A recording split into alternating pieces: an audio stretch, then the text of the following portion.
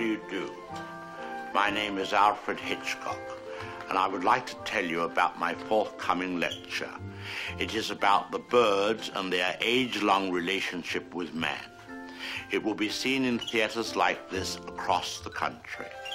In my lecture, I hope to make you all aware of our good friends, the birds. Theirs is a noble history, and through it all, man has played a conspicuous part. This cave drawing is one of man's earliest sketches of his feathered friend. One can see at once the loving care with which the artist depicted his subject. The story of man and his friends, the birds, is filled with many fine examples of ways in which these noble creatures have added to the beauty of the world. Take this plumed hat from the period of Charles I. How proud the birds must have been to have their feathers plucked out to brighten man's drab life. Here we have a later model, a refinement of the first. Here man, or rather woman, thought enough of the birds to have an entire one as a decoration. It's quite dead, of course. Naturally, the egg plays a very prominent part in my lecture. Not a word about which came first, however. I don't believe in dealing with controversial matters.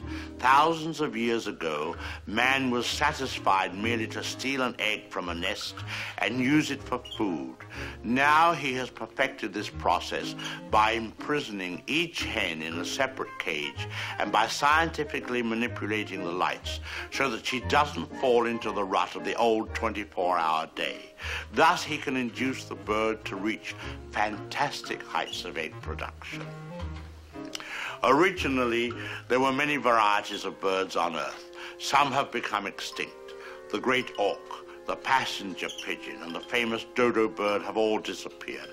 Actually, they didn't exactly disappear. They were simply killed off. But of course, this is nature's way. Man merely hurries the process along whenever he can be of help.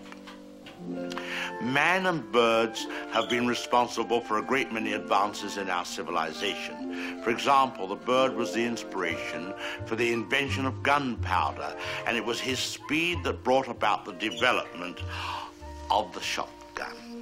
But man has not been unmindful of his debt to the bird. We have honored our feathered friends in many ways. We cage birds and show them off proudly in most of our zoos. And the turkey is traditionally our guest of honor at Thanksgiving. I suspect you never realized that if it weren't for birds, even some of our pastimes would suffer noticeably. Duck hunting, for example. Granted, bagging a fellow hunter can be diverting, but the supply is rather limited. I hope you don't mind if I have something to eat, but I'm rushed today. Planning the lecture has been most educational for me.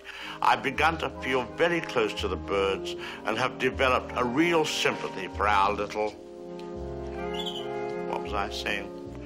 Oh yes, I've come to feel very close to the birds and have come to realize how they feel when... I don't think I'll eat just now. Hardly proper with all of you here.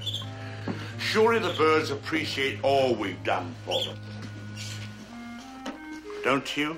Beautiful cage, fresh water, no other birds to bother you, none of that blinding sunlight.